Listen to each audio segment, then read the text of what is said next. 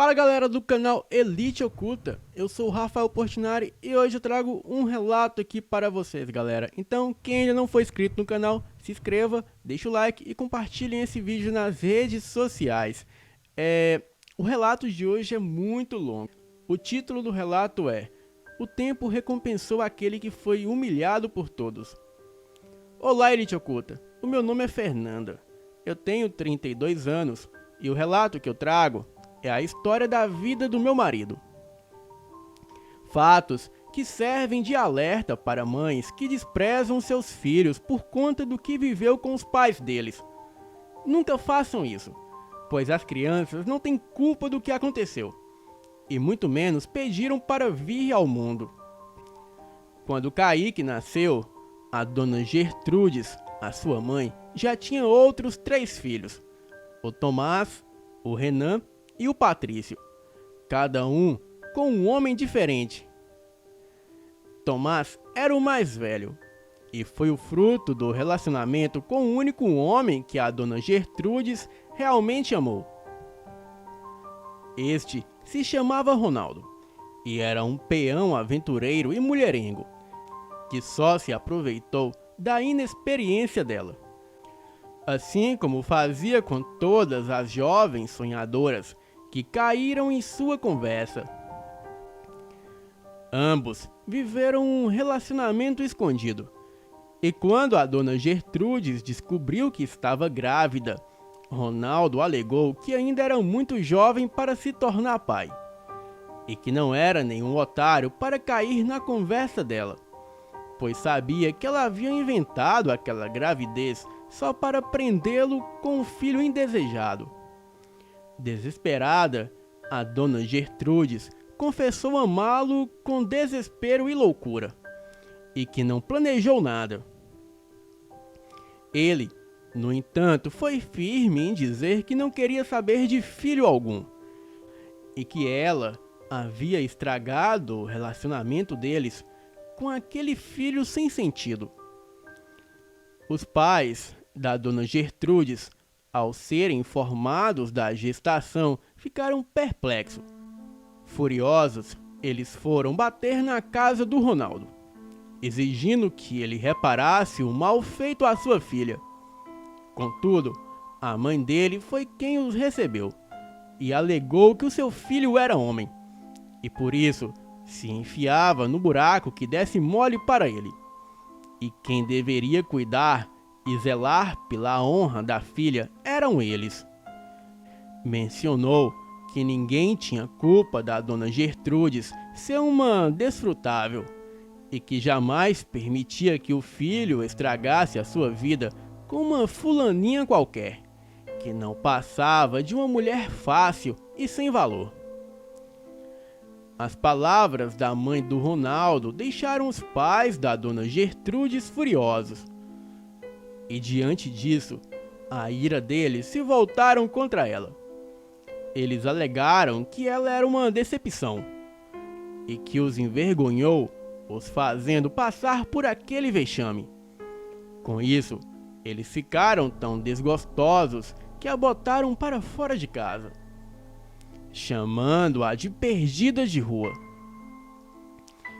e mencionando que tinham mais 3 filhas para zelar a reputação, e que ela já estava mesmo jogada às traças, mas que lhe restava filhas moças para garantir que se tornassem mulheres de respeito, casadas e honradas, e que não acobertariam a sua servergonhice em casa.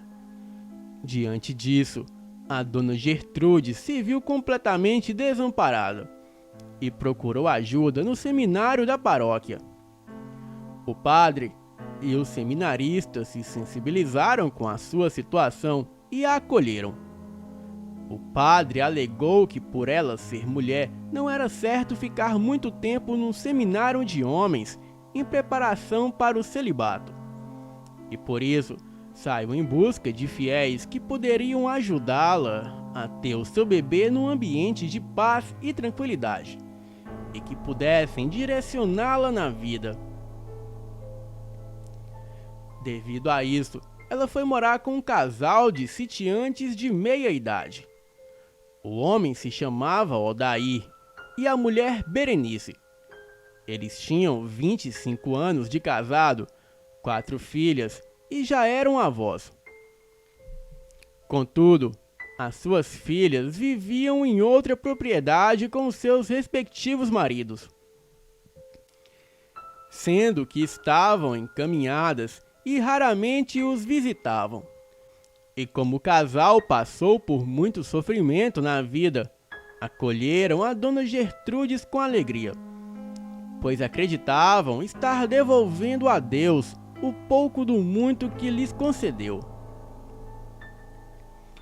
Na casa do casal, a dona Gertrudes foi aceita como uma filha.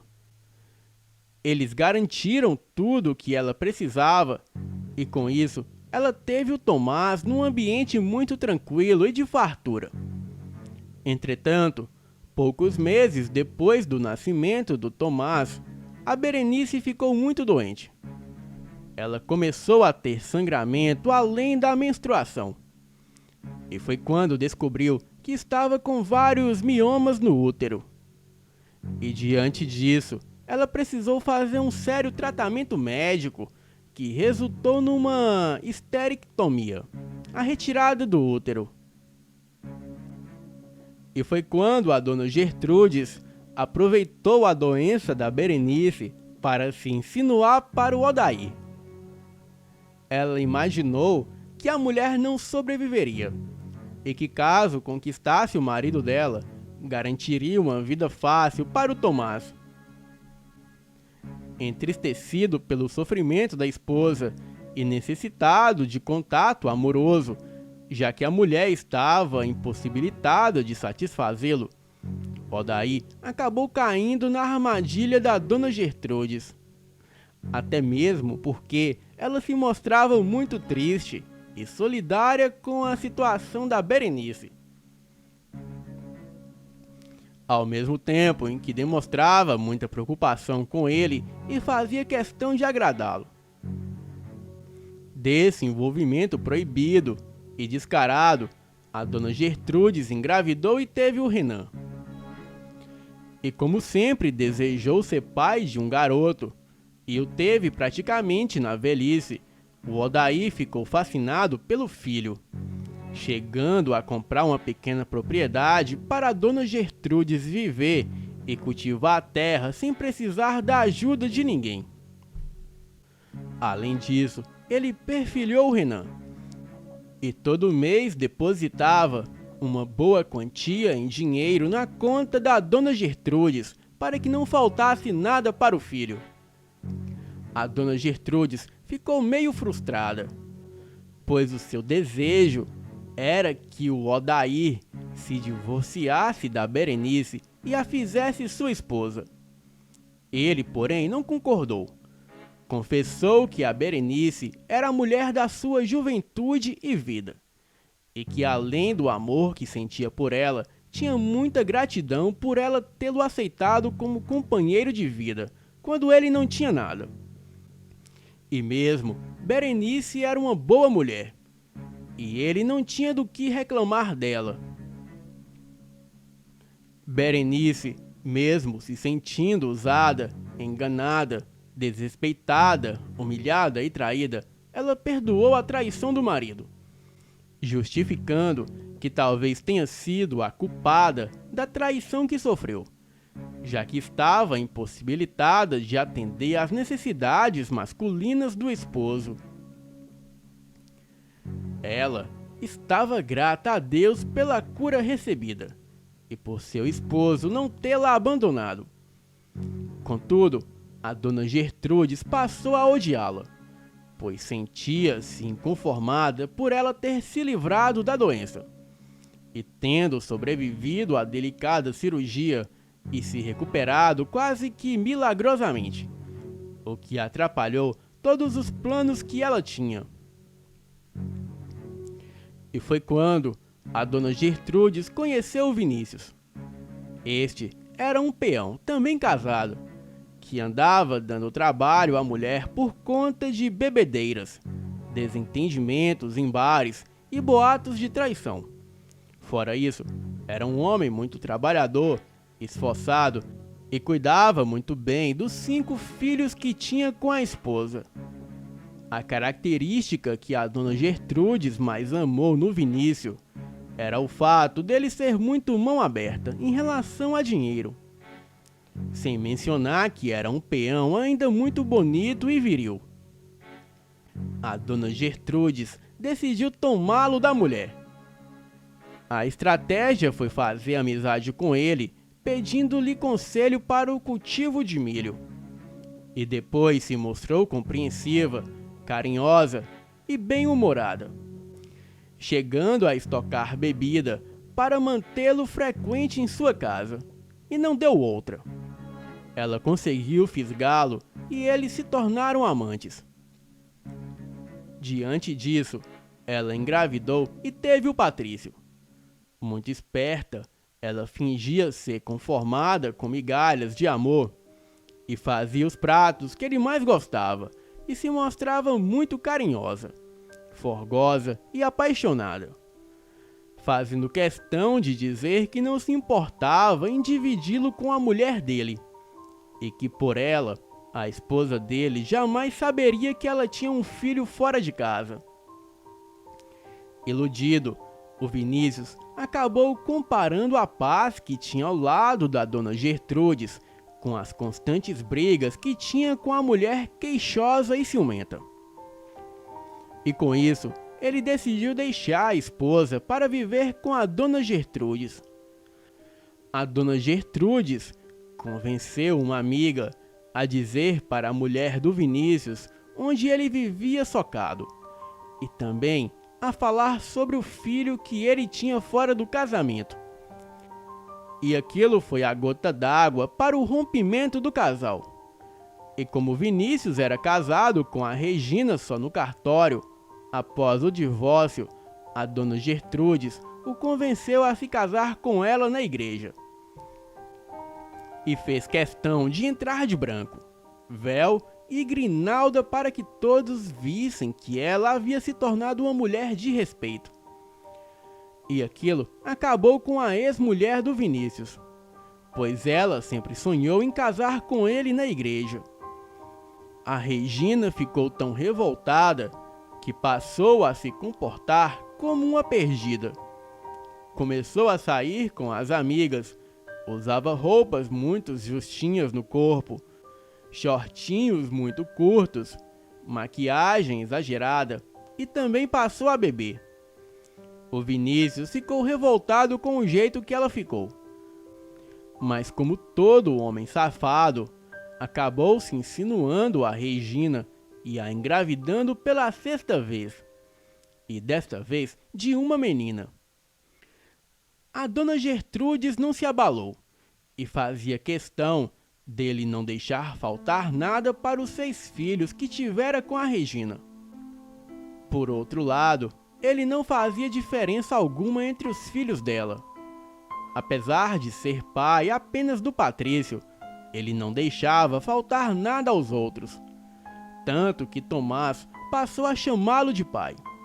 E já o Renan o chamava de pai Vinícius. Uma vez que o Odaí era um pai muito presente, e nos finais de semana, quando dava, ele sempre viajava com os filhos.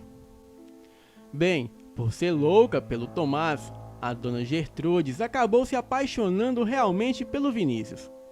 Isso porque percebeu que ele acolheu seus filhos como pai.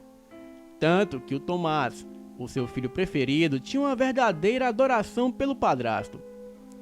Ela via que o Tomás transferiu toda a falta de um pai para a imagem do Vinícius.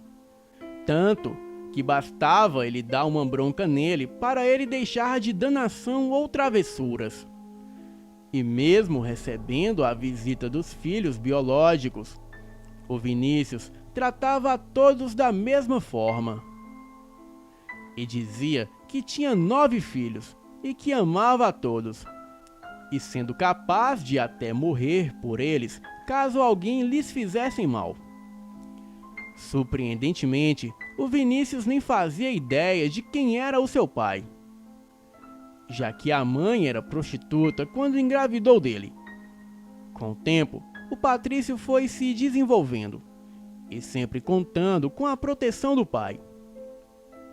Vinícius julgou por bem ensinar os meninos a trabalhar, afirmando que aquilo era para que, caso ele faltasse um dia, e eles não se perdessem na vida.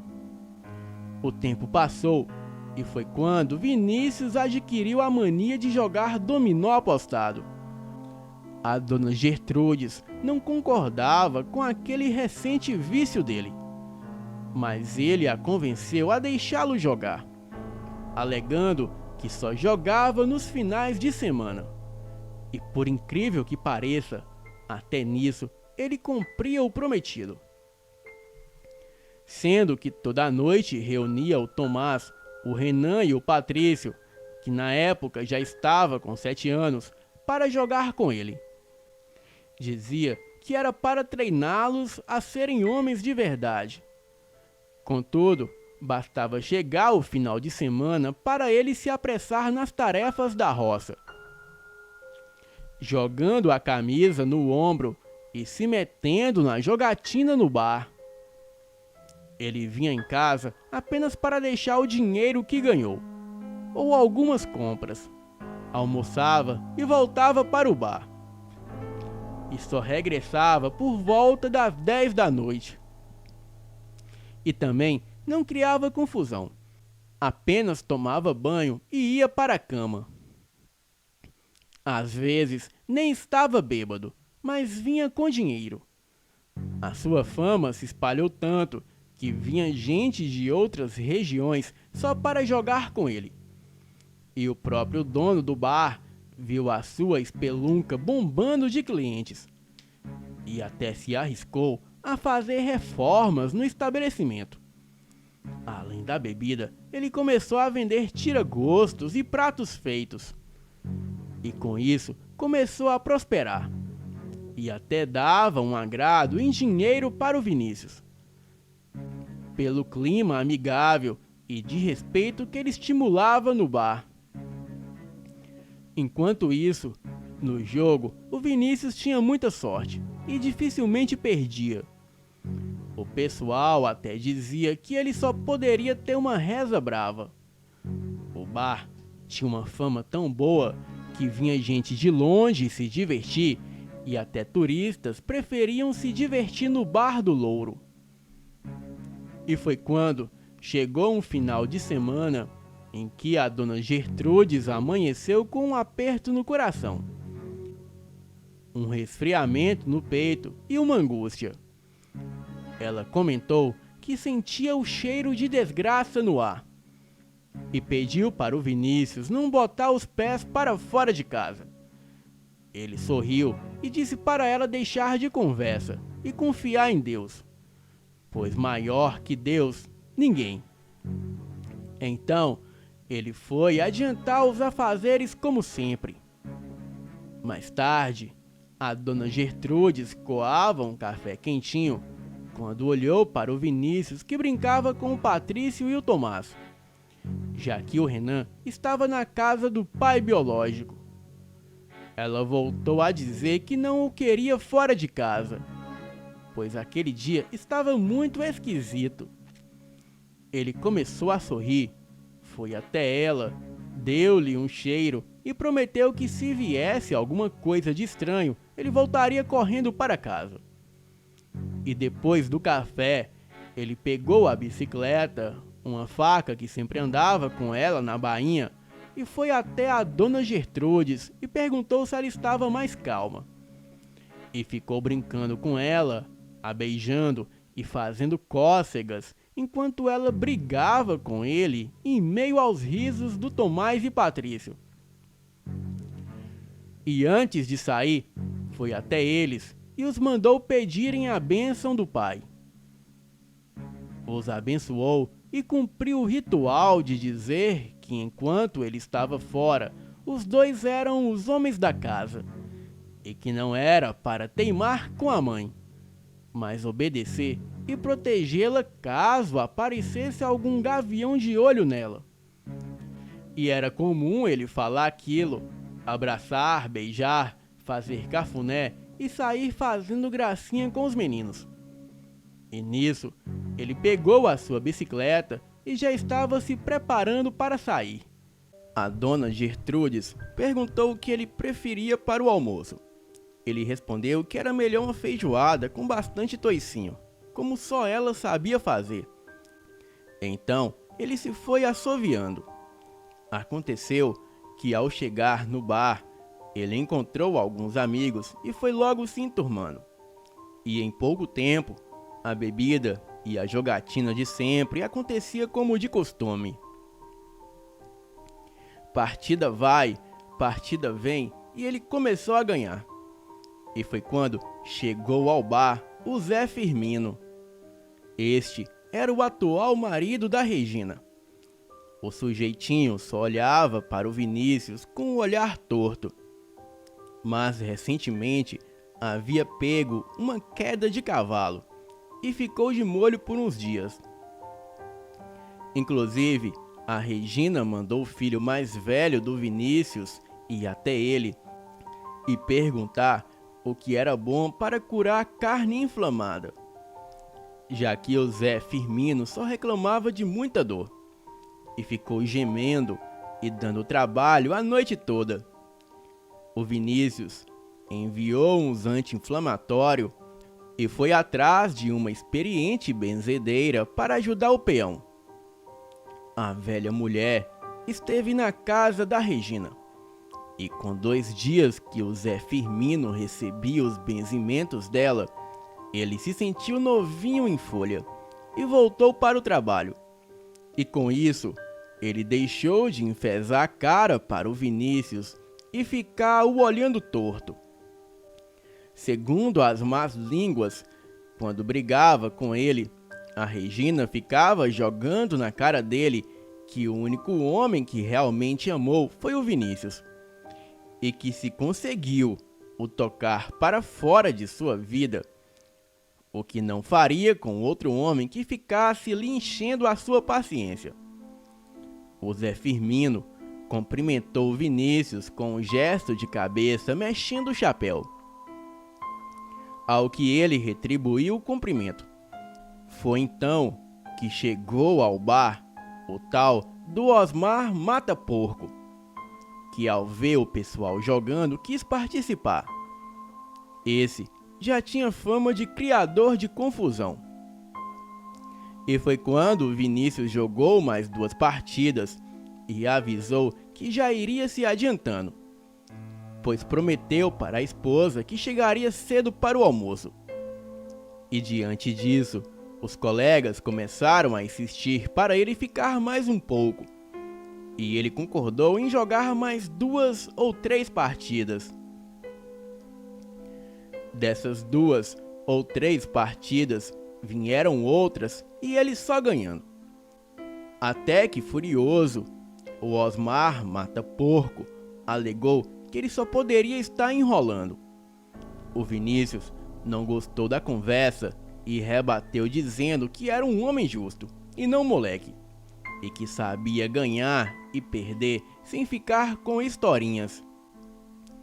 E foi quando Osmar Mata-Porco decidiu embaralhar os dominós e escolher as suas peças primeiramente.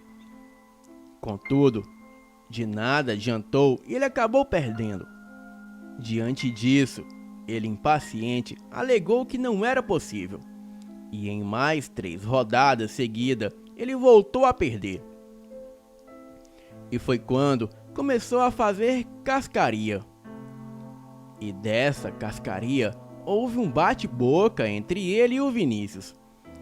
E quando menos se esperou, a faca cantou entre eles. O povo ainda tentou impedir a tragédia, mas os dois pareciam possuídos pela fúria de morte.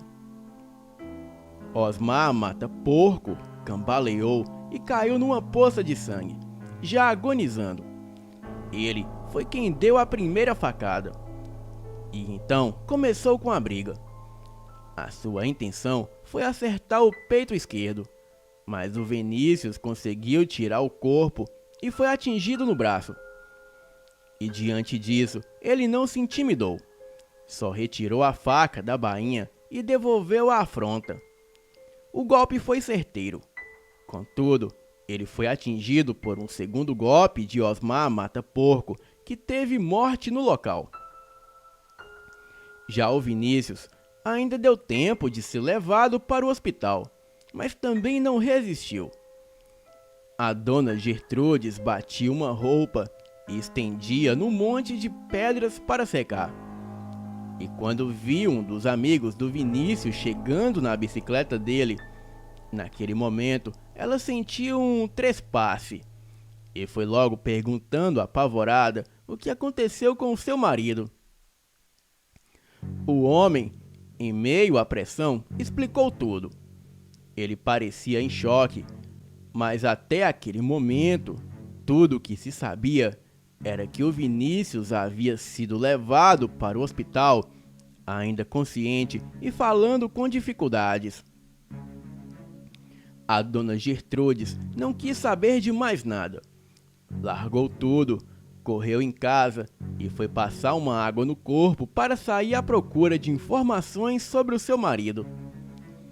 E mal chegou no hospital da vila e já soube do falecimento do Vinícius. Naquele momento, ela entrou em choque e gritando, esperneando e se jogando no chão e não querendo aceitar o que aconteceu. Os amigos do Vinícius, que já estavam por lá, correram para ajudá-la. E foi uma comoção generalizada. Inclusive, alguns homens se revoltaram e tiveram na casa do Osmar Mata-Porco, onde expulsaram a mulher dele de casa e tacaram fogo na casa dele. A mulher, inclusive, havia tomado uma surra do Osmar Mata-Porco pouco antes dele sair de casa, falando que naquele dia ele estava louco para matar um ou morrer. O velório do Vinícius reuniu tanta gente que parecia ser até o velório de um político grande ou de um fazendeiro. E era impressionante o número de pessoas que lamentavam e contavam sobre ajudas que ele havia dado. A dona Gertrudes estava tão arrasada que desmaiava a todo momento. As mulheres a socorria e pedia para ela ser forte, pois ela tinha 3 filhos para criar, uma terra para tocar para frente e muita coisa para gerenciar. Pedia para ela pensar no sofrimento dos filhos que infelizmente perderam o pai, mas que precisavam dela forte para resistir àquele doloroso baque. Até os ex-cunhados dele compareceram muito emotivos, chorando a morte dele.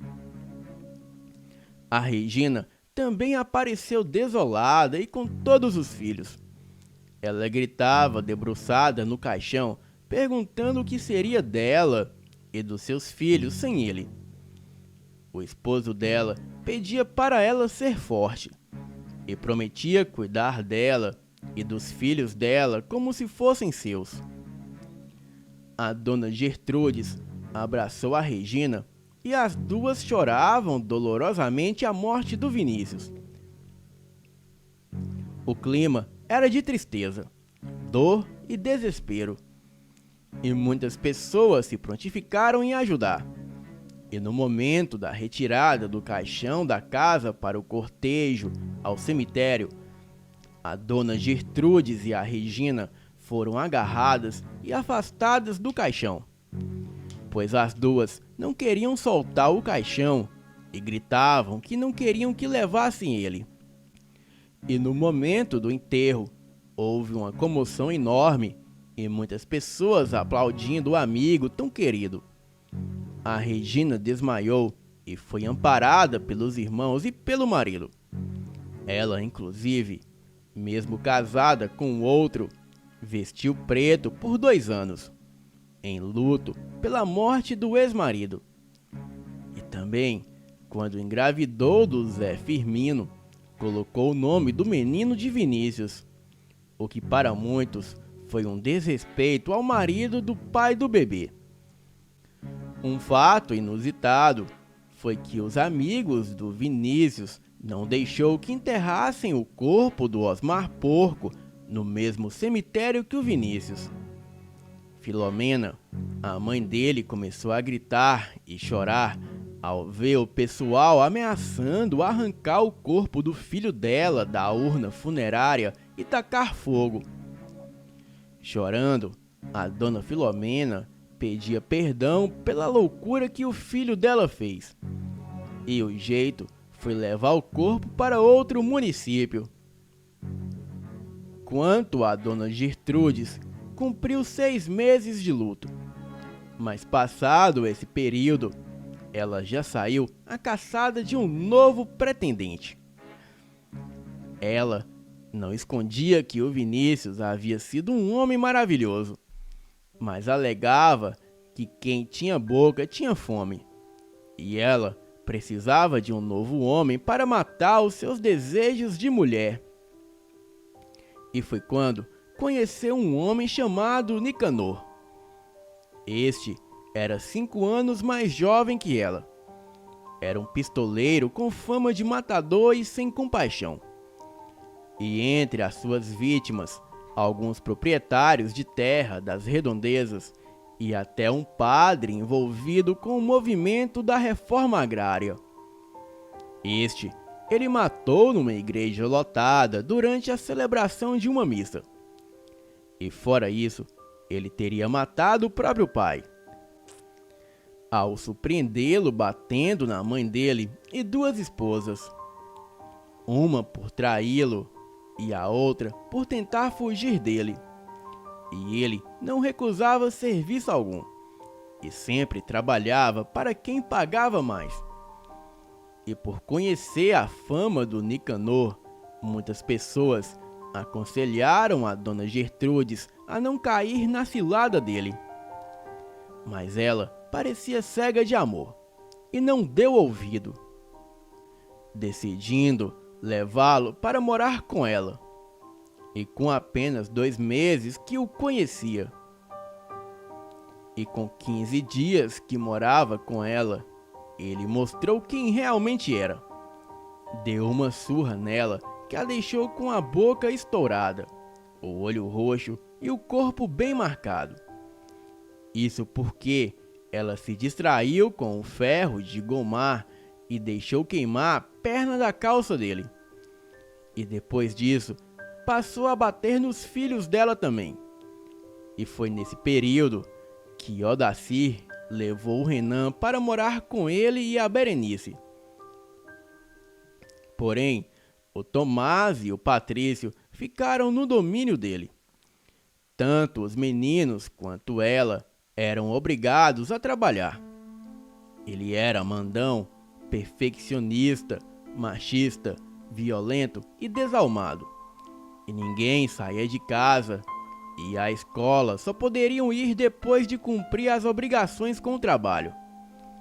Ele detestava visitas e exigia que todas as suas vontades fossem atendidas à risca.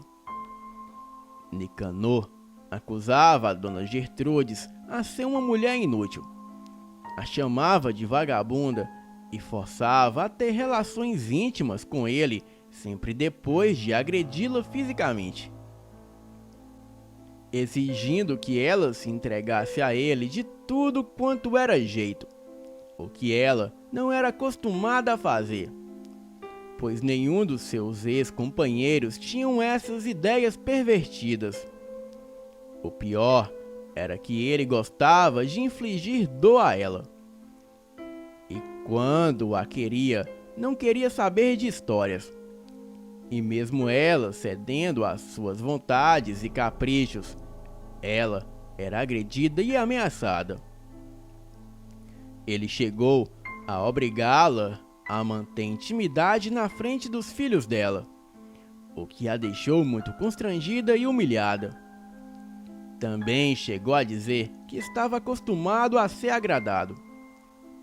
E caso ela não cumprisse os seus deveres de mulher, o Tomás e o Patrício poderiam fazer no lugar dela, antes dele dar cabo da vida dos 2 imprestáveis. A dona Gertrudes vivia aterrorizada. Chegou a perguntar aos filhos se alguma vez eles sofreram abuso da parte do Nicanor, mas eles contavam que ele só batia neles. Dava cascudo, xingava e gritava com eles, além de alegar que detestava moleza e serviço porco, mas que nunca fizeram maldade com eles, no que diz respeito à violência sexual. Foi quando Nicanor foi contratado para dar cabo de um comerciante e pediu para Tomás limpar suas botas. Tomás, apavorado, fez o que pôde, mas o padrasto detestou o trabalho dele e por isso deu uma surra nele com o cano da bota. E a surra foi tão violenta que o menino se mijou todo e ficou bem marcado. E aquilo foi a gota d'água para a dona Gertrudes, que tinha uma verdadeira adoração pelo seu primogênito. Ela aproveitou a saída do Nicanor para procurar uma mãe de santo muito conhecida na cidade, e ela tinha a fama de ser uma feiticeira muito poderosa, e com o prazer em fazer feitiços de morte. A dona Gertrudes contratou os serviços dela para despachar a alma de Nicanor. A mulher, em meio à consulta, só perguntou quando ela o queria morto, e se preferia que ele partisse calmamente ou sentindo dores terríveis até o último suspiro. A dona Gertrudes alegou que queria o serviço para aquele dia, e que gostaria que Nicanor morresse sentindo muita dor. A mulher contou que pela podridão da alma do Nicanor, ela não precisava se preocupar. Pediu para ela voltar para casa e aguardar, pois assim que ele colocasse os pés em casa, ele se encontraria com uma entidade de morte sofrida e agoniante. A dona Gertrudes agradeceu à mulher e quis efetuar o pagamento, ao que a mãe de santo falou que não era do tipo que recebia o pagamento adiantado. E só foi o Nicanor colocar os pés em casa para começar a sentir uma dor no peito e no estômago. E a dor rapidamente ficou bem intensa, de modo que ele começou a suar e caiu gritando pela dona Gertrudes, já se debatendo no chão.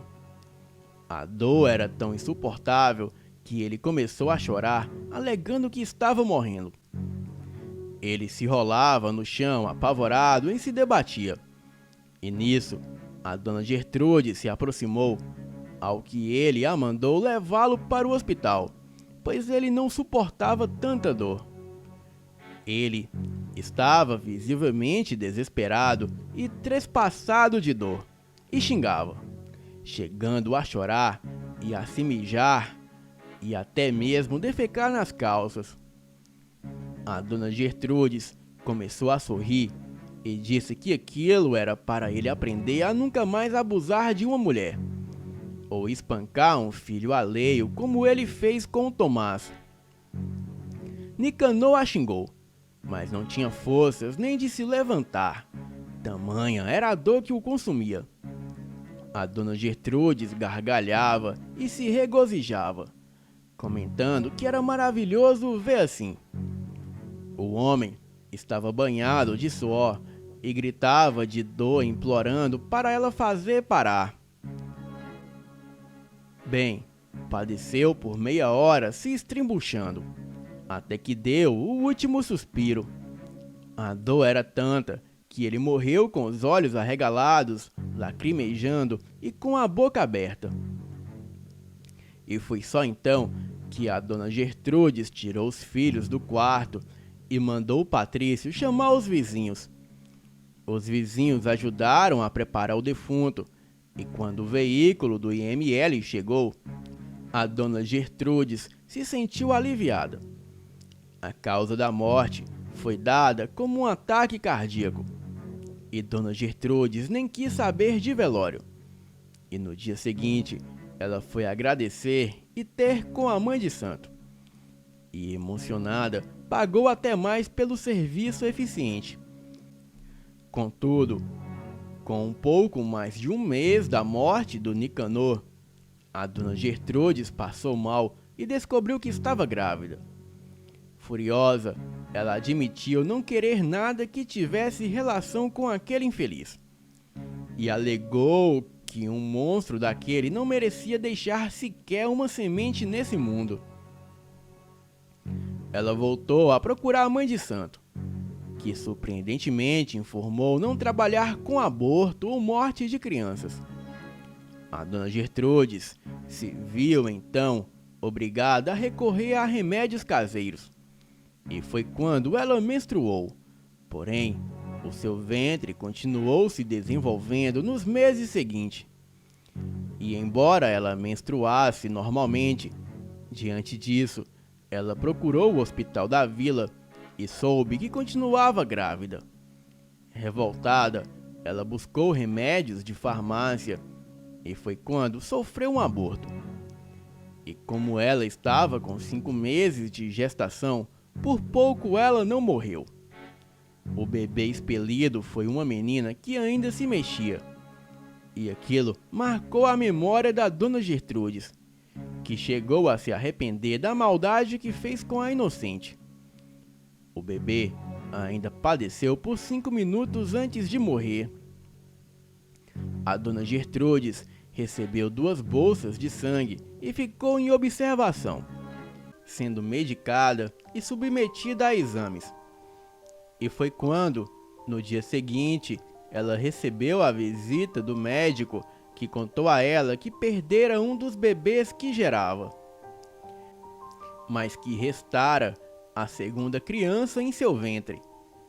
Chocada e perplexa, ela só conseguia lembrar-se da menina que saiu dela ainda viva e se mexendo. E imaginou que a segunda menina era um sinal de Deus. E com isso, ela decidiu que teria sim aquele bebê. E devido a isso, após uma semana no hospital, ela recebeu autorização para voltar para casa. Estava morrendo de saudade dos filhos que estavam sendo cuidados por uma vizinha. Ao chegar do hospital, ela, emocionada, abraçou tanto o Tomás quanto o Patrício. Momentos depois, o Renan, que foi levado para ficar com ela. A única certeza que a dona Gertrudes tinha era que nunca mais queria saber de homem algum e que viveria para os seus filhos. Ela não conseguia parar de lembrar que havia sido obrigada a manter relação com o Nicanor na frente dos próprios filhos. Tomás tinha apenas 12 anos, Renan 10 e Patrício 8. E ela não parava de pensar no sofrimento que fez os filhos passarem. E tudo o que queria era a menina que estava gerando. E com uma semana para completar os 9 meses de gestação, a dona Gertrudes entrou em trabalho de parto. E para sua surpresa, ela deu à luz a um menino. Ela ficou sem entender como aquilo era possível. Ao que o médico explicou que ela foi quem se iludiu pensando que gerava outra menina. Isso pelo fato de ter perdido a menina aos 5 meses de gestação. E como se não bastasse aquela frustração, o Kaique era muito parecido com o pai. E não havia quem olhasse e não reconhecesse que ele era filho do Nicanor. Dona Gertrudes havia comprado todo o enxoval de menina e decidiu que não iria desperdiçá-lo. Daí, tudo do Kaique foi rosa mesmo. Ela havia escolhido o nome Vitória para dar à sua filha e ficou tão surpresa e desgostosa com o nascimento de um menino que simplesmente colocou nele o mesmo nome do médico que auxiliou no parto. Surpreendentemente, Kaique nasceu sem nenhum problema ou sequela dos remédios abortivos que a mãe ingeriu. Entretanto, A dona Gertrudes não sentia qualquer empolgação pelo nascimento dele. O via como um castigo que ela deveria suportar por toda a vida. Mas como mãe, nunca o deixou com fome, sujo ou negligenciou vacinas e atendimentos médicos em caso de necessidade. Mas não suportava nem pegá-lo no colo por muito tempo. Em geral, assim que acabava de alimentá-lo, só esperava ele arrotar para colocá-lo de volta na rede. E pedia apenas para os irmãos ficarem de olho nele para que não ficasse chorando. Ela nunca demonstrou carinho ou paciência com ele. E quando irritada, só o chamava de estepo, expressão que significa desgraça ou coisa ruim.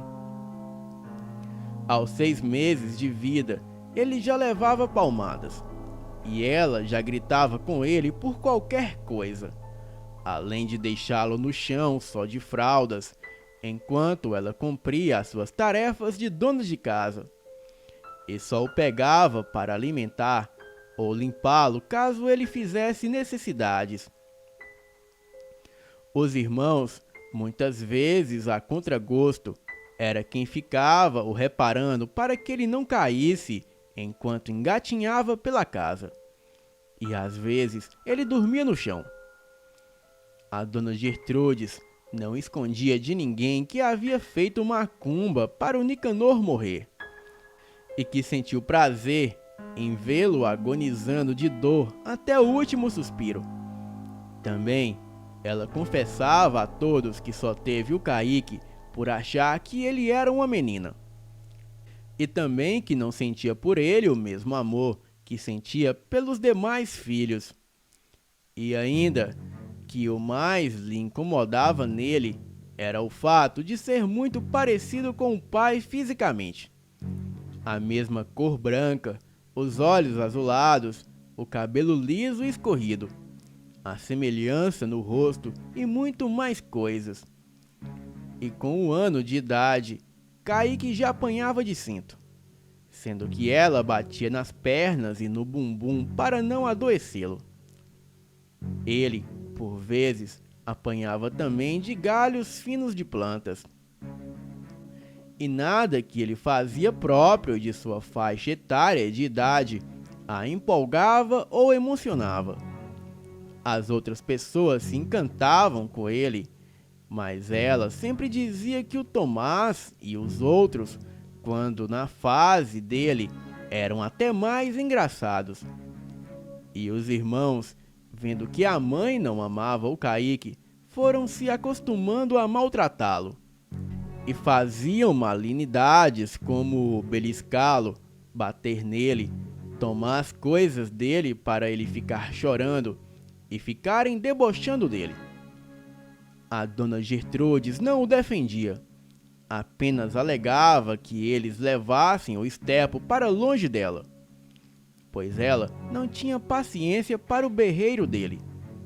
E por vezes, além de ser atormentado pelos irmãos, Kaique ainda apanhava da mãe, que alegava estar sem paciência e quase enlouquecendo por conta dele.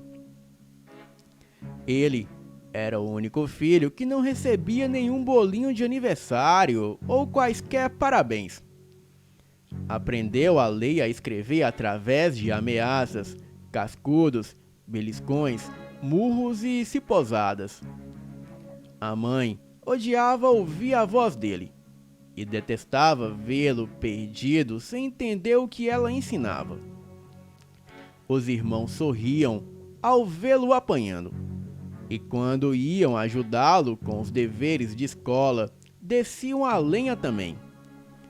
Kaique realmente era maltratado como se nem fosse parente deles. E tudo que a dona Gertrudes fazia para ele ficava jogando na cara. Dizia que ele era uma praga que nasceu para atanazar a família dela, causar desgosto e sofrimento.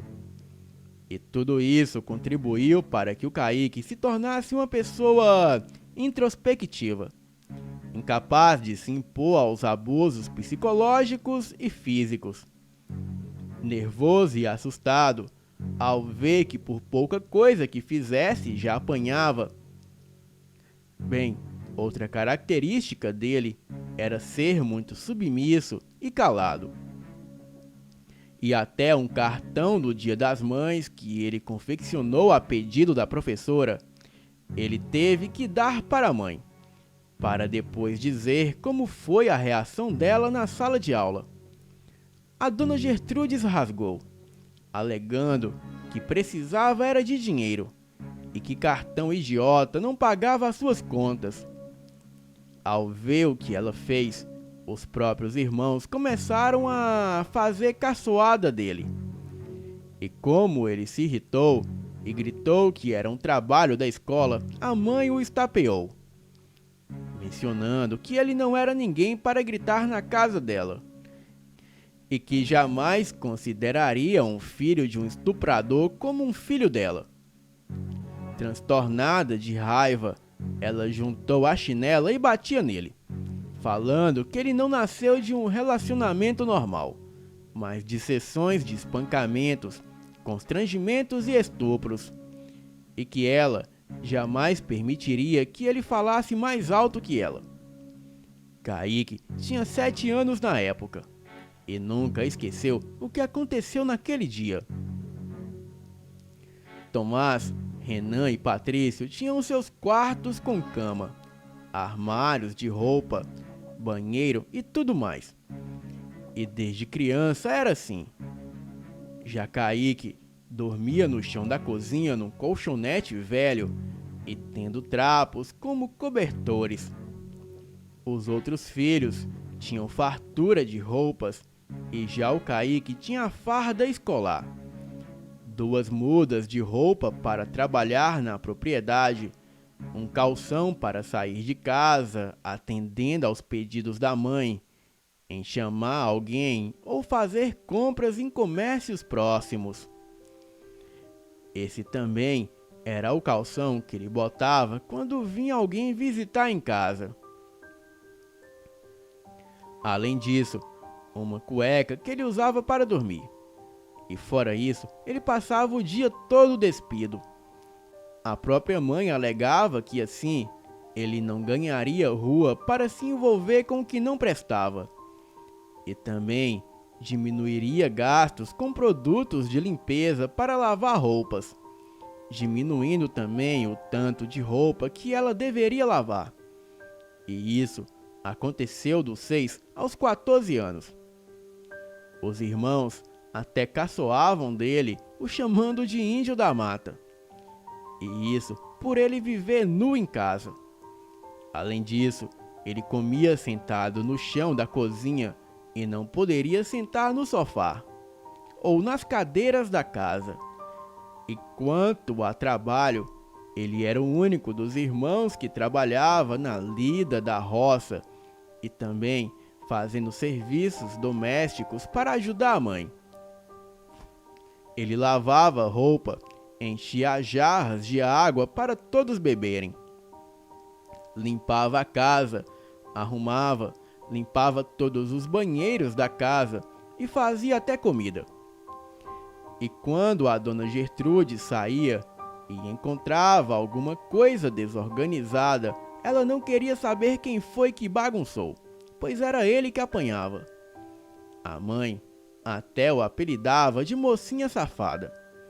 E Kaique odiava ser chamado assim, até mesmo porque Tomás e Patrício ficavam fazendo caçoada dele. E quando não lhe davam palmadas e ficavam tirando sarro da cara dele. Apenas o Renan não concordava com a mãe em ficar o desmoralizando. Ao que ela dizia que ela foi quem o pariu, e o chamava como bem entendia, e queria ver quem a impediria de agir assim. Renan era o único irmão que com o tempo não maltratava o Kaique, e até o defendia. Mas ele vivia transitando em passar um tempo com a mãe e outro com o pai e a madrasta. E Kaique era o faz-tudo da casa, e, ao sinal do menor desagrado, apanhava tanto da dona Gertrudes quanto dos dois irmãos mais velhos. E até mesmo doente ele trabalhava, pois a mãe alegava que ele estava era com manha e querendo fazer graça. E foi quando Kaique chegou aos 12 anos e praticamente cresceu da noite para o dia. Tomás e Patrício começaram a implicar com ele, comentando que, embora ele ameaçasse ficar até mais alto que eles, e já está até tendo pentelhos nas partes íntimas, além de uma tromba de elefante no meio das pernas e o corpo mais desenvolvido, ele que não se atrevesse a meter o louco, pois não passava de um magricelo bundão em todos os sentidos, já que era um magro de corpo definido e com nádegas realmente avantajadas.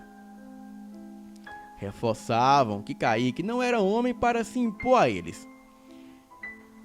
E como a voz dele e o corpo estavam engrossando, eles o quebrariam mesmo era com o reio de bater em burro, caso ele viesse a engrossar para o lado deles, ou querer fazer pouco caso da cara deles.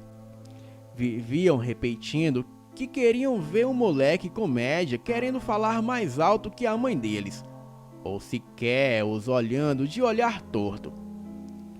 Kaique nem entendia o que eles queriam dizer com isso, mas o desenvolvimento físico dele levou os dois irmãos despeitados a maltratá-lo ainda mais.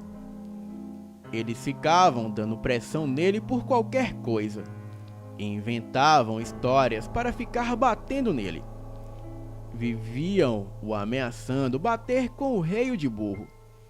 E às vezes eles estavam conversando só entre os dois, e sem quer que o Kaique desse algum motivo, eles ficavam arrumando cascaria com ele. O pior era que a mãe ainda brigava com ele, dizendo que irmãos mais velhos conheciam a malandragem do caçula. E quando completou 13 anos, Kaique ultrapassou a altura dos 3 irmãos mais velhos. E foi quando Renan, com 23 anos, se engraçou pela filha de um fazendeiro e vivia da casa do pai dele para a casa do pai dela, e nem fazia questão de levar a namorada para conhecer a sua mãe ou a casa dela. Primeiramente, pelos modos grosseiros da dona Gertrudes, e depois por não ter confiança no Tomás e no Patrício, que eram meio sem noção. Tomás com 25 anos e Patrício com 21 anos. Eram viciados em cabarés. Viviam gastando o que tinham com zonas e, por serem desasuntados, só conseguiam mulheres daquela forma. Até quem se interessava por eles se desencantavam ao ver como eles eram imaturos, egoístas, machistas e cheios de si. Eram do tipo que, mesmo com a mulher do lado, reparava nas outras. Alegavam que odiavam mulheres com mancha entre as coxas, com estrias, celulites e também com flacidez. Mulheres que só liberavam a pepeca ou que fossem velhas. Eles falavam muita imoralidade, compartilhavam o que faziam na cama e adoravam se gabar para os amigos. Eram 2 cretinos mesmo. E foi quando o Tomás se encantou por uma vizinha do sítio chamada Celina e resolveu falar com ela. Porém, por conhecer a fama dele, a Celina foi curta e grossa. Mencionou que, de fato, ele era um homem muito bonito e tudo mais. Contudo, ela que nunca se envolveria com ele, pois o julgava um moleque escroto, tanto ele quanto o Patrício, e que se tinha algum filho da dona Gertrudes que ela tinha coragem de se envolver, seria o Renan, por ele ser um homem de verdade, mas que infelizmente ele já estava comprometido com outra mulher. E o outro que ela tinha coragem de se envolver era o Kaique, pois embora fosse ainda muito novinho, era o mais bonito entre os irmãos e tinha um charme masculino de tirar o fôlego e um jeitinho tímido que despertava em qualquer mulher a vontade de cuidar dele e fazer muito carinho. Ela enalteceu os olhos azuis do Kaique e o rosto que mais parecia de um anjo. Indignado, Tomás a chamou de vagabunda e disse que ela estava com história e que na verdade estava o dispensando por ser uma sapatão enrustida e louca e que ele havia feito o favor de ir falar com ela. Celina começou a sorrir e disse que ele era realmente um lixo humano. Confessou que por ele só conseguia sentir pena, mas agora sentia também nojo. E se ele tivesse um pingo de decência, que nem olhasse mais na cara dela, e que nunca mais a importunasse com propostas idiotas de amor. Ele respondeu que o que não faltava para ele eram mulheres, e que ele era irresistível, e sabia quando uma mulher era sapatão simplesmente pelo fato dela resistir a ele. E dito isso, ele saiu furioso da presença dela. E foi quando encontrou o Patrício numa roda de conversa com os amigos, e assim que o viu, o Patrício foi até ele perguntar como foi com a Celina. Ao que ele o mandou guardar segredo, e disse que a Celina tinha um bafo de matar e era muito da safada. Gostava de transar no primeiro encontro, mas fedia feito um animal. E pelo jeito, gostava mesmo era de mulher. Patrício ficou chocado, mas procurou guardar para si o que o irmão revelou. Então, disfarçado, ele voltou para o meio da galera. Tomás havia se arrumado todo para falar com a Celina. E como foi rejeitado, ele preferiu voltar para casa. Ainda no meio do caminho, ele recordava do desastre que foi falar com a vizinha convencida. E foi quando ele avistou a mãe fofocando com uma vizinha mais velha e ele tratou de passar de fininho, pois estava com tanto ódio que nem queria saber de cumprimentos ou coisa do tipo. E assim que chegou em casa, ele deparou-se com o irmão caçula terminando de lavar as louças do jantar. E furioso, ele foi até ele e disse que ele era uma putinha nojenta e que nem roupas usava porque não merecia. Um escravo miserável sem nenhuma importância. Em seguida, ele deu um soco na barriga do irmão e saiu furioso para o seu quarto, batendo a porta e se trancando. Kaique nem entendeu o motivo daquela agressão aleatória. Simplesmente se agachou tentando recuperar o fôlego e ao mesmo tempo que chorava de dor.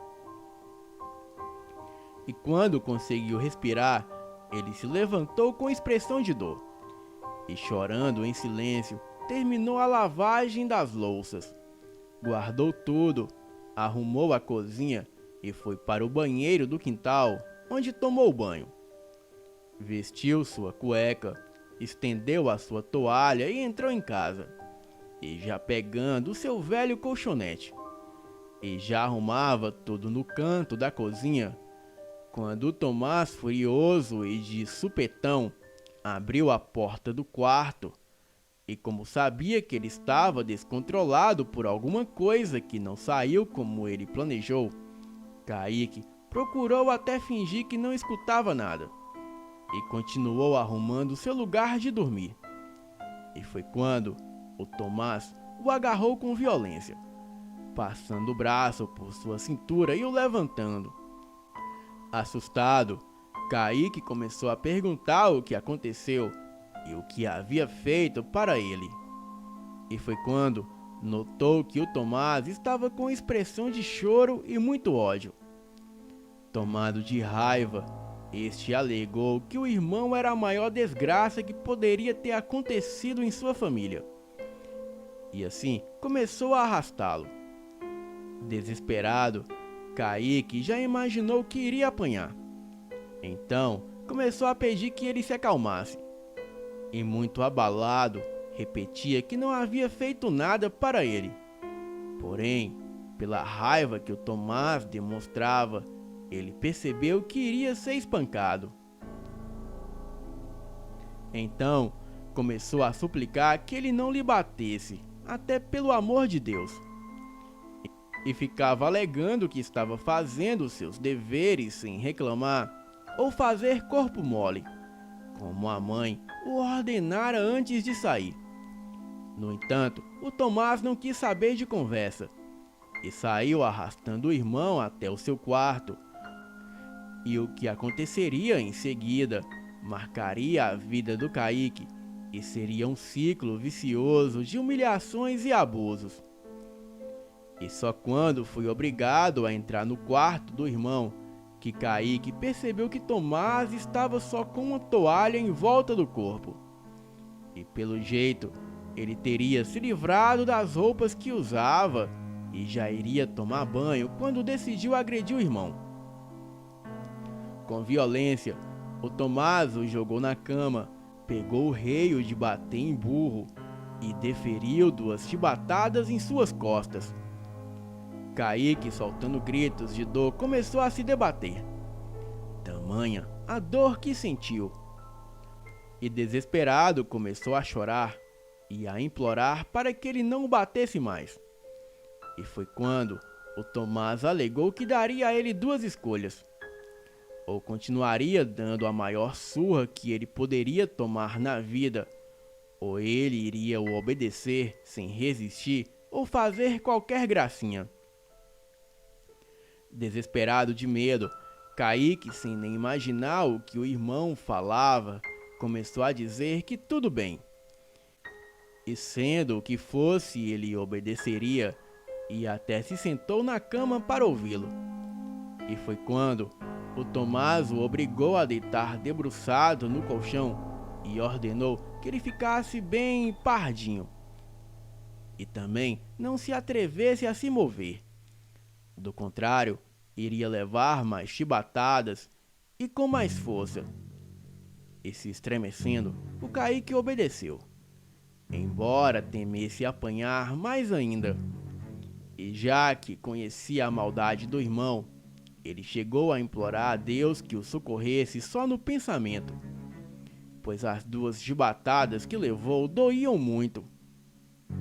E foi quando o Tomás se afastou. E quando regressou, puxou a cueca do irmão até que a retirou completamente.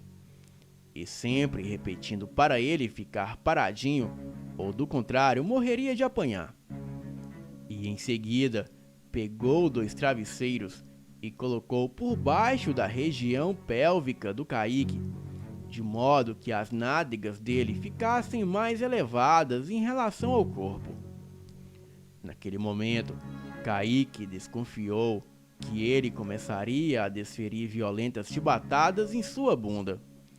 E só fechou o olho, se apegando em Deus e implorando que ele não o desamparasse. E foi então que Tomás fez algo que ele sequer poderia imaginar.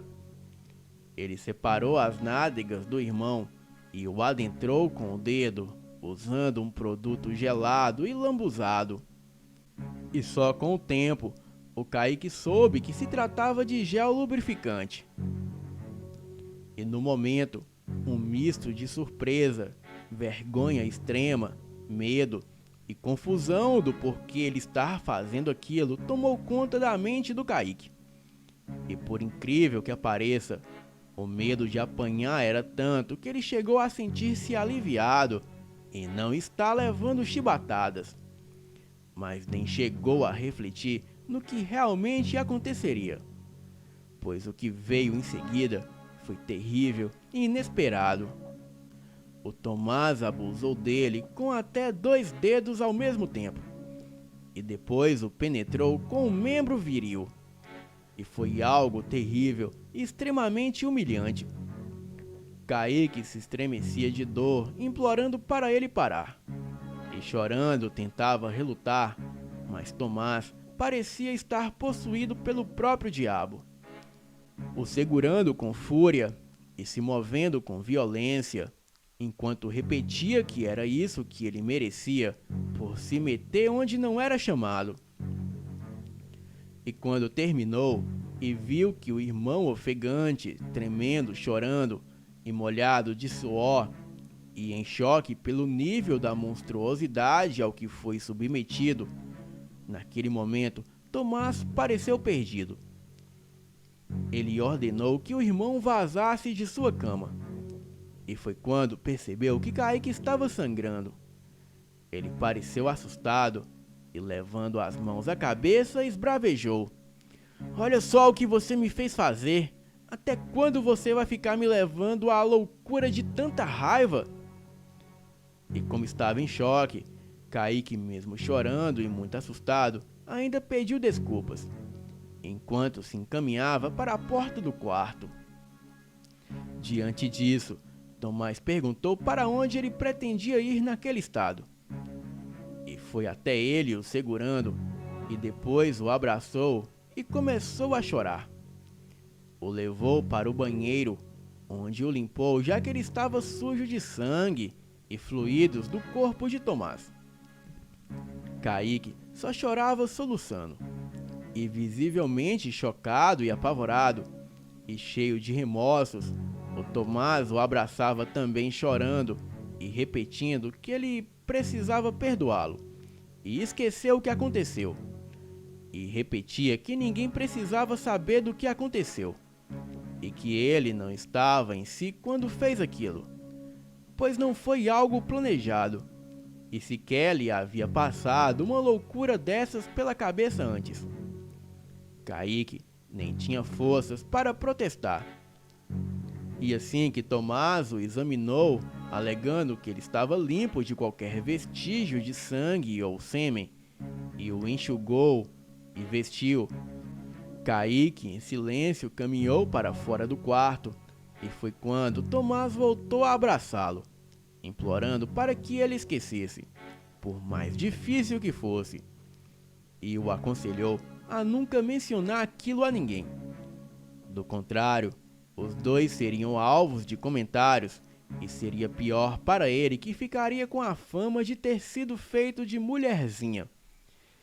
E seria ridicularizado ou até poderia ser abusado por outros caras, que o julgaria como se ele fosse gay, sem mencionar a vergonha diante de todos.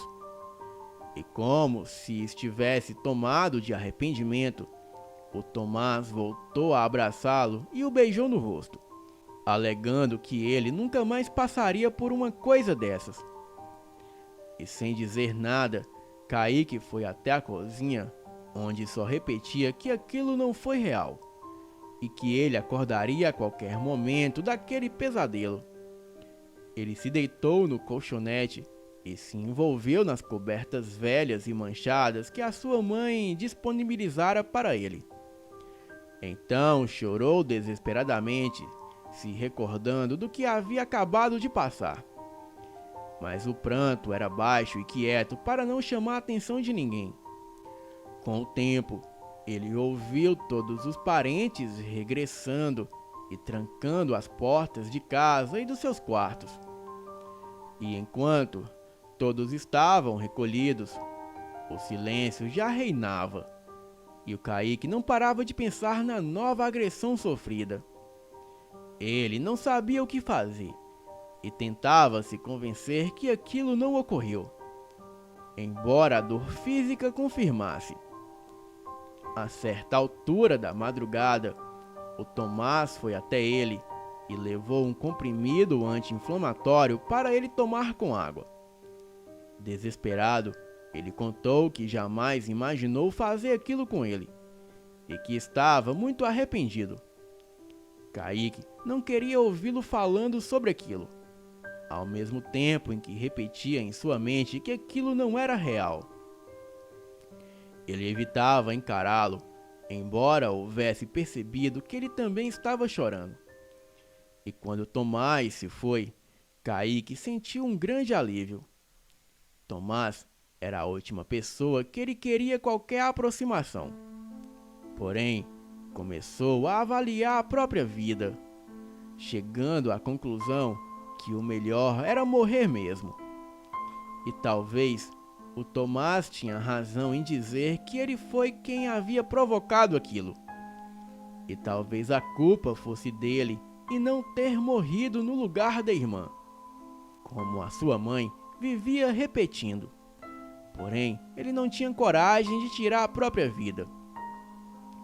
E aquela foi a pior noite da vida de Kaique.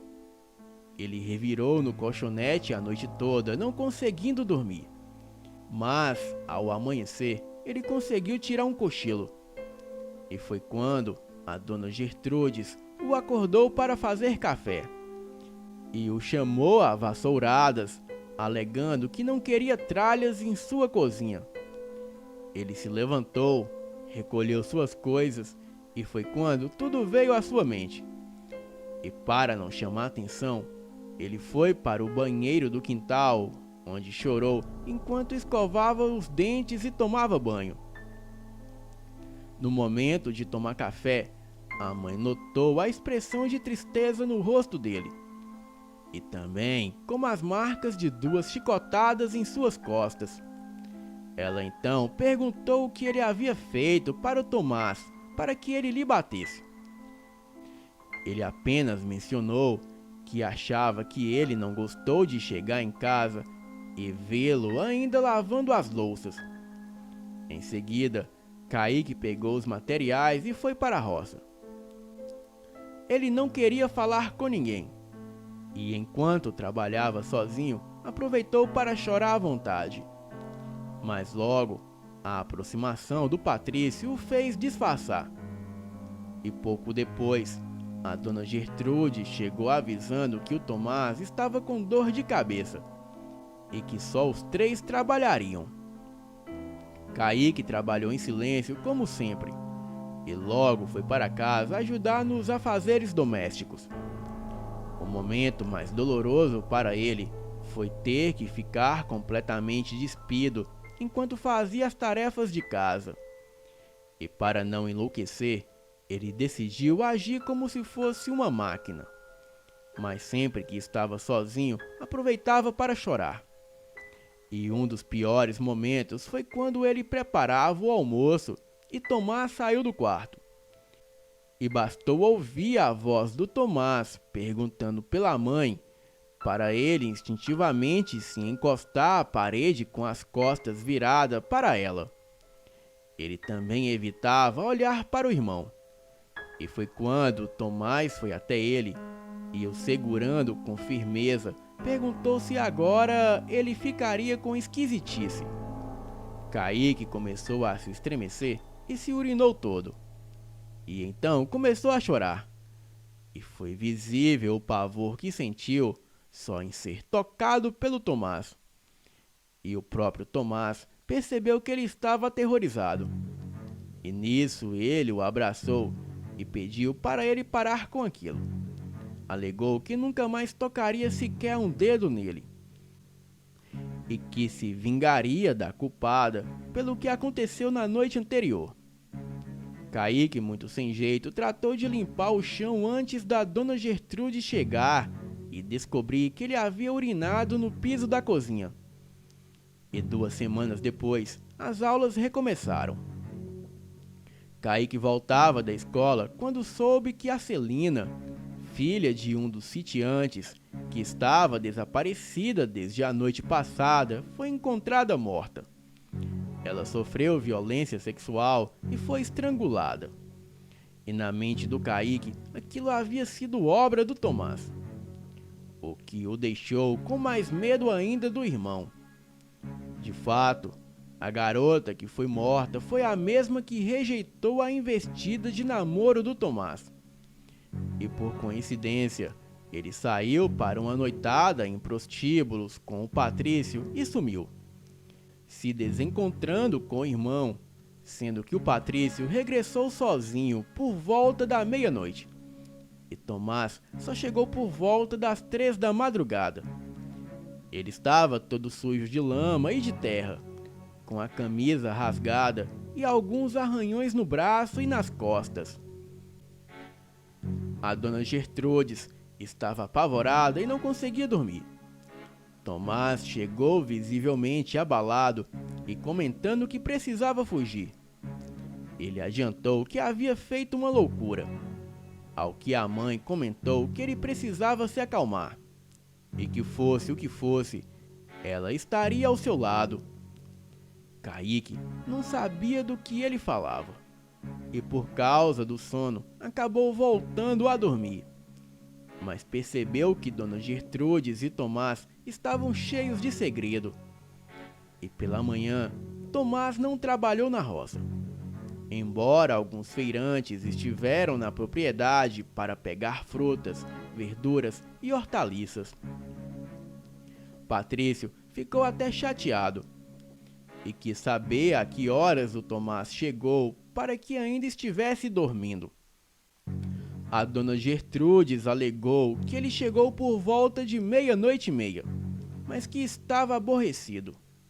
Embora Kaique a ouviu dando bronca no Tomás quando ele chegou, mencionando que já era quase 4 horas da manhã e ela não havia pregado o olho a noite toda por conta da ausência dele na casa. Kaique decidiu fingir que não sabia e foi chamar os filhos dos vizinhos mais próximos, conforme as ordens de Dona Gertrudes, para ajudar nas entregas. À tarde, ele foi para a escola e viu rapidamente o Tomás, mas como sempre, evitava até a aproximação. E foi então que, ao regressar da escola, ele se deparou com um monte de curiosos, transitando pela estrada, indo e vindo de um rio um pouco distante, mencionando o achado do corpo da jovem mulher. Kaique ficou perplexo e foi quando Patrício de bicicleta ouviu e o chamou para ir com ele ver o corpo. Kaique alegou que a mãe poderia brigar, mas ele alegou que limparia a sua barra. E mesmo a mãe estava toda estranha cuidando do resfriado do Tomás. E diante disso, ele subiu na garupa da bicicleta e acompanhou o irmão. E chegando lá, se depararam com um filme de terror. E o pior foi que a mãe da Celina chegou gritando e teve que ser contida pela multidão. A Celina estava completamente nua. Até as roupas dela foi retirada e queimada. Ao chegar em casa, a dona Gertrudes já aguardava o Kaique com o reio de burro. E ele só não apanhou por causa do Patrício. Furiosa, a mãe avisou que a sorte foi porque ele estava com o irmão, mas alegou que dava 2 minutos para ele tirar a roupa e ir fazer o jantar. E como conhecia o temperamento da mãe, ele só guardou a bolsa, retirou a farda e já estava completamente despido, cumprindo as suas obrigações. Os comentários sobre o crime durou semanas. A investigação da polícia deu conta que, de fato, ela foi violentada, mas que o criminoso usou preservativo, tendo abusado dela enquanto ela estava viva e até mesmo depois de morta. E ninguém sequer imaginava quem poderia ter sido o culpado. Apenas Kaique desconfiava do Tomás e percebia que a mãe sabia, mas como sempre o apoiava. Até o Patrício mencionou sobre a afeição que o Tomás sentia pela Celina, ao que ele brigou com o irmão, alegando que era melhor ele nem mencionar aquilo. A dona Gertrudes também deu uma bronca no Patrício, alegando que por um acaso ele queria era que o nome do irmão fosse envolvido no que aconteceu. Ao que Patrício mencionou que só havia feito um comentário. Graças a isso, o Kaique teve a confirmação do motivo que levou o perverso irmão a fazer aquilo com a jovem. E com um mês do crime, o Kaique teve que ficar até tarde na escola, devido a uma apresentação. E quando chegou em casa, a mãe não quis saber de história e lhe bateu com o reio de burro. Tomás e Patrício começaram a sorrir do desespero do irmão, mandando que ele criasse jeito de homem e largasse de gritar feito uma garota, enquanto implorava para a mãe parar e deixá-lo explicar. E como se não bastasse, após tomar 6 chicotadas da mãe, os 2 irmãos ainda decidiram bater nele. A desculpa foi que queriam ensiná-lo a gritar como homem, e não da maneira feia que ele gritou. E só depois que ele acabou de apanhar foi que a dona Gertrudes quis conversar. E furiosa, o xingava de putinha preguiçosa, e que ele sabia muito bem da obrigação de fazer o jantar e ajudá-la. Todavia, o que aconteceu com ele foi só o começo de mais uma noite de sofrimento. Depois de trabalhar feito um escravo, ele já descansava em seu canto na cozinha, quando, por volta da meia-noite, o Tomás foi até ele e voltou a cometer uma nova violência sexual contra ele. E desta vez, alegou que ele mereceu por se comportar feito uma menininha, enquanto apanhava da mãe. E depois daquela noite, os estupros começaram a ser constantes. E Tomás já nem fazia questão de bancar o arrependido ou expressar qualquer remorso. Kaique passou a viver um verdadeiro inferno. Era violado 2 ou 3 vezes por semana. E bastava ele ficar em casa sozinho para que acontecesse. Tomás parecia descontrolado e mais agressivo. Passou a exigir que ele fizesse muitas outras coisas. E chegou a dizer que ele era mais saboroso que muitas mulheres. Dizia coisas nojentas. E foi quando Kaique tentou tirar a própria vida. E por essa, o Tomás chegou a tempo de salvá-lo. E além da surra que levou, o irmão ainda o violentou sexualmente, o obrigando a fazer coisas vergonhosas. E quando a mãe soube do que Kaique tentou fazer, ainda o agrediu com o reio de bater em burro. E só não foi pior porque o Patrício se meteu. Ele alegou que o que adiantava impedirem ele de tirar a própria vida para depois matá-lo. A surra deixou Kaique de cama e uma curandeira foi chamada para ajudar, pois ele não conseguia engolir nada e só gemia. E por trabalhar no hospital, a mulher teve que aplicar medicamentos na veia dele. E ele passou uma semana sem ir para a escola. E foi quando o Renan veio fazer uma visita e decidiu levá-lo para a fazenda do seu pai e da Berenice. O Kaique passou um mês respirando um ar diferente. E rapidamente o casal se simpatizou com ele. E como sabia que o irmão quase não tinha roupas, o Renan decidiu comprar roupas novas para ele. E Kaique participou até de uma vaquejada na propriedade do sogro do irmão. O amor que sentia pela Catarina fez com que Renan se tornasse uma pessoa melhor. E surpreendentemente, ele se deu a oportunidade de conhecer o irmão caçula, se impressionando ao perceber que Kaique era uma pessoa fácil de conviver. E durante muito tempo, ele o via apenas como filho de um estuprador, e como a mãe costumava mencionar. Mas ele pôde conhecê-lo melhor o irmão, que embora tímido e ainda muito novo, era até mais ajuizado que o Tomás e o Patrício. E também muito mais inteligente. Surpreendentemente, o Kaique jogava bola muito bem. E se enturmou com muita facilidade com os garotos de sua idade. Ele confessou que batia pelada sempre depois das aulas, com os colegas, que recebeu até o apelido de artilheiro. Renan levava o irmão de trator para a escola. e até sorria da alegria do irmão, que há pouco tempo nem se importava. Mas terminando os dias combinados, Kaique voltou para casa.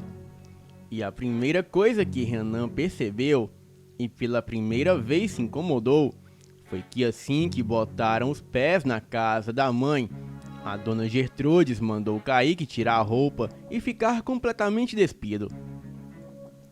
E depois comentou que esperava que ele não houvesse se esquecido das obrigações que tinha em sua casa e que a moleza havia acabado. E em pouco tempo, o Renan viu que aquele menino feliz estava voltando a ser o garoto escravizado da casa. Ele até quis argumentar com a mãe, que alegou que o filho era dela e que ela tratava como bem quisesse.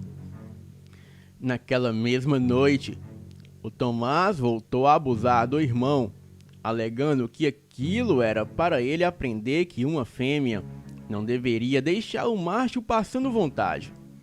E que, embora tenha se divertido com muitas vagabundas, ele estava sentindo falta da cabritinha da casa. E aquilo se repetiu tantas vezes que Kaique perdeu a capacidade de resistir ou protestar. Ele sofria por dentro, mas a culpa, medo, vergonha e sensação de completo desamparo o impedia de reagir. Embora o visse chorando escondido. E para não pensar muito, ele trabalhava e só era feliz quando estava na escola. E foi quando ele completou 14 anos que a dona Gertrudes foi à escola para mais uma reunião de pais e professores. O Kaique estava sozinho em casa e foi quando Tomás chegou.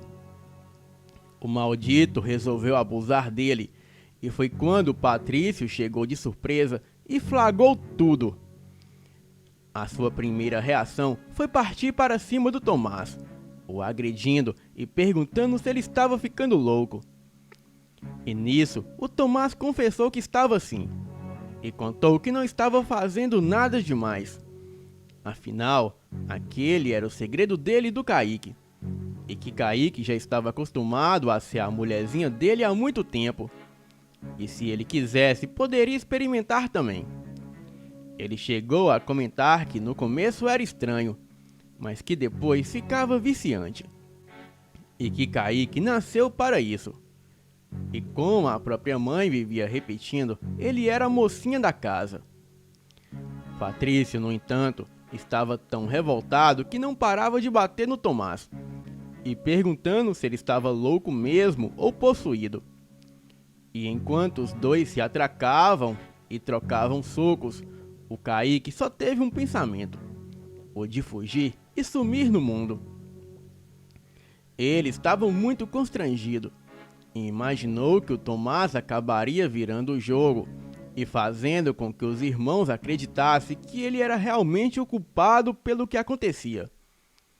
E por outro lado, o constrangimento era muito grande e ele não tinha coragem de encarar mais ninguém ou forças para explicar o que sabia que ninguém acreditaria. E por isso, ele pegou apenas a sua calça de escola e se vestiu.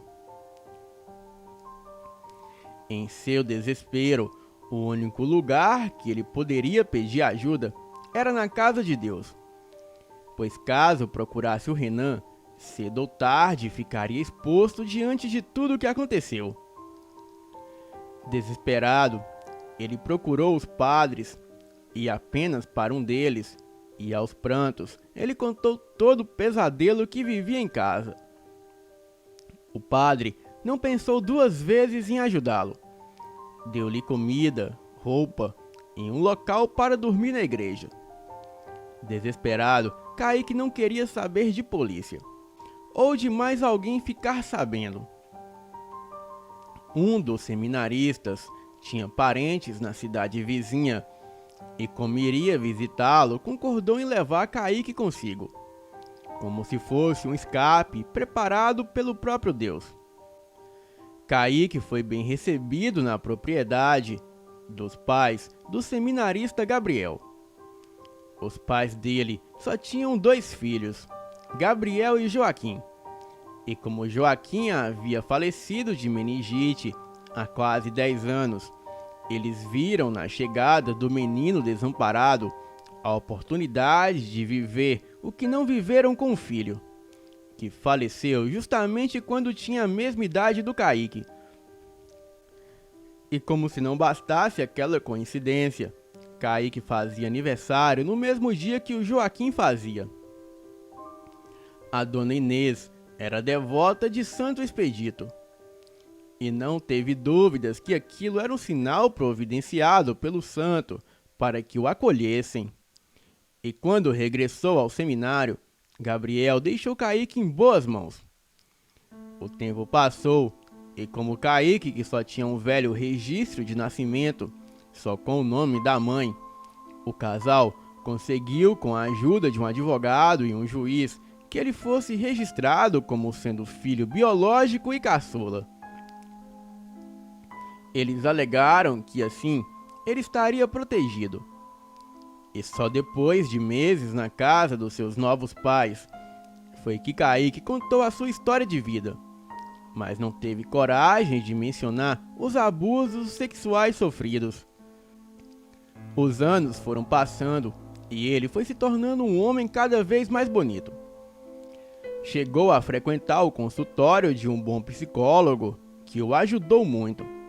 E por outro lado, os seus pais eram amorosos, generosos e investiram nele sem reserva. De um menino desengonçado, o Kaique despontou como um belo cisne. Tanto que ao conhecê-lo numa comemoração de conclusão do ensino médio, eu me apaixonei. E ele, apesar de muito lindo, era tímido. Então tomei a iniciativa de convidá-lo para dançar. E daquela noite surgiu um namoro inocente, que com os anos foram evoluindo para um relacionamento cada vez mais sério. E quando ele cursava o 12º período de medicina, nos casamos. Na época, estávamos com 25 anos. E quando ele concluiu o curso, se interessou pela área de cardiologia e fez uma especialização de 2 anos. E nesse período, já tínhamos a nossa primeira filha. E eu já esperava o nosso menininho. E assim que se formou, ele teve a oportunidade de trabalhar em sua cidade natal. Isso devido a um convênio com a prefeitura. Nesse período, o seu Jeremias, o único pai que o meu esposo conheceu em toda a sua vida, faleceu. E para que a dona Inês não se sentisse tão sozinha, nos mudamos para a casa dela.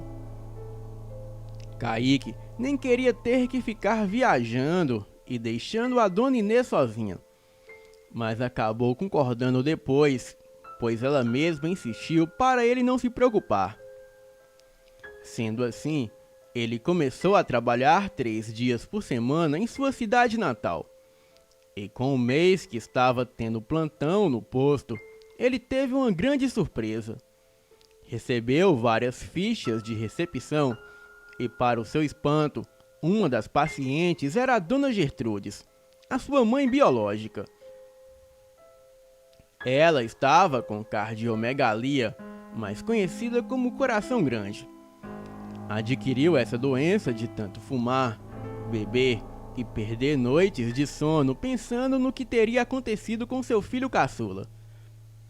E quando a viu entrando no consultório com um cansaço no peito, debilitada e sendo amparada pelo Patrício, ele tomou um susto. Contudo, procurou agir como se nunca a havia conhecido. Ela, por alguns momentos, o fitou intrigada. Reparou o nome dele na credencial, mas apesar do nome Kaique, ele usava os sobrenomes dos seus novos pais. E por incrível que pareça, ele só conseguia recordar do tanto que ela o maltratou. E por isso, procurou agir de maneira profissional, aproveitando o fato de usar barba e bigode, além de óculos, e o fato de ser um homem adulto para realmente agir como se fosse outra pessoa. Ele a examinou e percebeu que o caso dela era grave. Então marcou o dia para ela receber os seus exames. E com 2 semanas que a reviu, a dona Gertrudes foi internada. E como sabia que ela não teria muito tempo, ele decidiu ir ter com ela. A encontrou chamando por ele e pedindo perdão. E foi quando ele confessou que a perdoava por tudo. Ela o fitou com um olhar de ternura que ele nunca recebeu em toda a sua vida. E as suas últimas palavras foi um agradecimento a Deus e a ele. Então, ela partiu emocionada. E assim que saiu da sala, pensativo, ele se deparou com Tomás, o Patrício e o Renan no corredor aguardando notícias. E foi quando, com a voz embargada e lágrimas nos olhos, ele os fitou e comentou: "A mãe morreu." Naquele momento, os três o fitou sem ação. Ao que Patrício indagou: "O que disse, doutor?" "O que você ouviu, Patrício? A mãe se foi." "Kaique, é você mesmo?" O Renan indagou, se aproximando assustado e começando a chorar. Não há por que prolongar isso." "Sim, Renan, sou eu mesmo." Diante disso, o Renan, emocionado, abraçou o irmão, bem como o Patrício. E enquanto isso, o Tomás caiu de joelhos, chorando, totalmente sem ação, diante do misto de emoções que o tomou. E como era de se imaginar, o Renan se casou com a Catarina, a sua noiva, e já tinha 4 filhos, sendo 3 meninas e um garotinho. O Patrício também era casado e pai de 2 garotinhos, e de 1 ano de diferença. O Tomás morou junto com uma ex-prostituta e teve um casal de filhos, com a diferença de 2 anos. Porém, a mulher sentiu falta da vida libertina e o deixou. E foi então que ele recebeu a proposta de um fazendeiro para se casar com a filha dele de 48 anos. O Tomás concordou e teve mais um filho com a sua mulher. Sendo que a paternidade o fez avaliar toda a barbárie que ele já havia cometido na vida, e ele se arrependeu de todo o mal que fez ao irmão. Isso por temer que os seus filhos viessem algum dia a sofrer a mesma barbaridade que ele infligiu ao irmão. Ele chegou a confessar que estava realmente arrependido, e que se pudesse daria a sua vida para que tudo fosse diferente. Apesar disso, o Kaique preferiu se manter distante dele. Ele disse que perdoar é uma decisão e não um sentimento. Mas estar próximo do Tomás só o faz reviver tudo pelo que ele passou. Por outro lado, ele é grato a Deus e pela sua nova família. E apesar do carinho que sente pelo Renan e por todos os seus sobrinhos, independente de qual irmão é o pai, pois ele considera a Dona Inês como a sua verdadeira mãe, e a mãe amorosa e bondosa que Deus colocou em sua vida. E também é grato pela família que ele formou, que o ajudou a superar tudo pelo que ele passou. O meu esposo é um marido carinhoso, romântico, protetor, apaixonado e muito compreensivo. Como pai, é amoroso, protetor e muito brincalhão. E como filho, é muito amoroso com a Dona Inês e a chama de minha mãezinha preciosa. Gabriel hoje é padre, mas sempre que nos visita, nos alegra muito. E assim vamos vivendo a nossa vida, acreditando que no final Deus sempre tem uma resposta. Bem, espero que gostem e reflitam nesse relato. Agradeço a Elite Oculta pela oportunidade. Boa noite. Bem, galera, este é o relato de hoje. Eu não concordo, que eu acho que esse Tomás tinha que estar na cadeia, né? Que ele matou a Celina lá. E pelo que ele fez também com o irmão, ele tinha que estar na cadeia. O irmão, omitindo isso, que ele sabia que aconteceu, ele acaba se tornando cúmplice, né? Eu acho que qualquer um de nós que sabe de um crime e omite isso, a pessoa, diante a lei, ela é cúmplice. Então, o certo seria ele denunciar o irmão. Ainda mais a palavra de um médico, né, que tem muita importância. Ele devia denunciar o irmão pelo crime que ele cometeu com a... Matou, né, a Celina. E isso é uma coisa que não podia ficar impune. Seja irmão, seja pai, mãe, seja lá o que fosse. Os crimes de abuso é uma decisão dele, do Kaique, se ele denuncia ou não, é uma decisão dele. Mas o crime de assassinato já não é uma decisão dele, seria uma obrigação dele de denunciar. Então é isso aí, você que não me segue no Instagram, me siga lá, fael.portinari. E hoje às 20 horas temos relato inédito aqui no Elite Oculta. Então, boa noite.